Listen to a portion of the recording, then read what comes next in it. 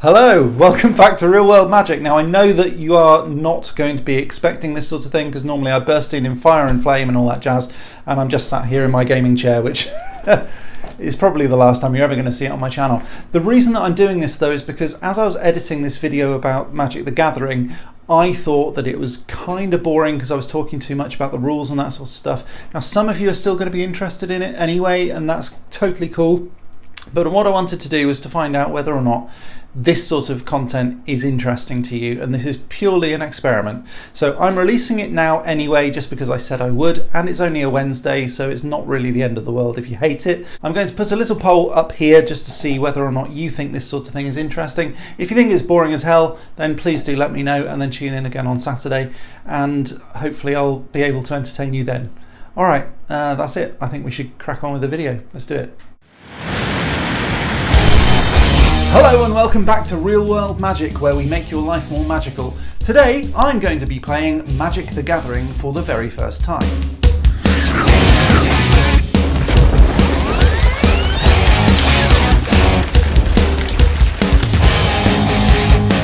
Today is my wife's birthday. Not actually today, but at the time of writing this script, so, you know, whatever. And as a special treat, we played Magic the Gathering because, well, lockdown means that you need to find new ways to entertain yourself. So anyway, we decided it would be a good idea to play Magic the Gathering.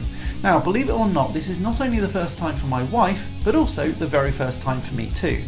Clearly I've been missing a trick. So I bought a starter pack and a core expansion pack and set to it learning the basics of the game. So let's do this thing. Big shout out to my mate Kate, who recommended Magic the Gathering in the first place. It's something I've heard about a long time ago, but I never really got round to actually playing it. So let's start by compiling a deck. Now the actual first time we did this, we didn't film it. Sorry, but filming YouTube on my wife's birthday wasn't really my first priority. So this is going to be more of me talking through what we did and the learning experience. So if you're new to Magic the Gathering, well, you're not alone, because I'm only one single step ahead.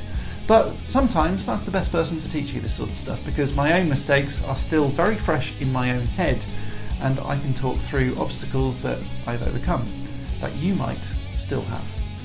So, a little bit about Magic the Gathering that you might not know. It's a card game and it's for two people. Whether it's for more than two people, I haven't worked out yet, but we did it with two people. Now each player has a deck of cards that you can collect and expand by buying expansion packs and all that sort of stuff.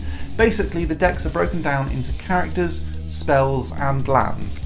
And I think there might be something else that can change the spells as well, but I'm not really sure about that. You need to imagine that you are a wizard and that someone is attacking you personally rather than your characters. That really helps if you can get into that sort of mindset rather than the characters, and we'll get to that in a second. So it's easier for some people than others to imagine that they're wizards. Yeah, I'm not doing that again. The very first thing you're going to want to do is to lay a land card which will give you power. Imagine that you have a mountain and that mountain can be tapped, like mining for gold or oil. Now by tapping the land, rather than getting something physical like gold or oil, you get something called mana or magic, and that magic can then be used to cast spells, summon beasts and destroy your enemies.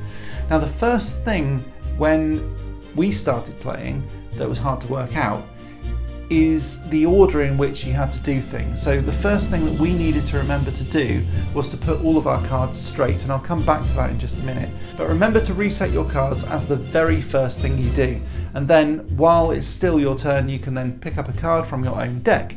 My wife kept on forgetting to do that, and so her own hand went down pretty fast. Next, if you have a land card either in your hand or in the deck, you should probably lay that, I think. Now if I get any of this wrong, don't flame me in the comments, but it's like planning the tools that you're going to need ahead of time, because you know that you're going to need land to tap it for mana or magic, so lay the land cards down first. Now I should talk about how you tap the cards. To tap the lands for magic, you turn them a quarter turn clockwise like this.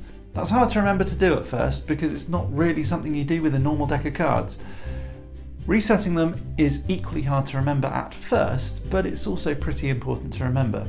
Okay, so you've got the lands and you know how to tap them. Next comes the creatures.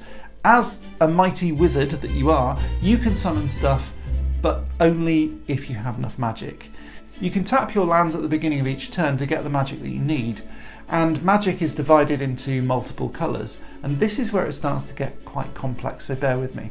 Swamps create black magic or mana, which is like death and stuff. Plains create white magic or mana, and whenever I say mana, by the way, just think magic. Mountains create red mana, forests create green, islands create blue. Creatures have similar intricacies. Some require any colour mana, while others need specific colours. Now each creature has a mana cost to pay by tapping the lands, and each has a power and a strength indicator on the card.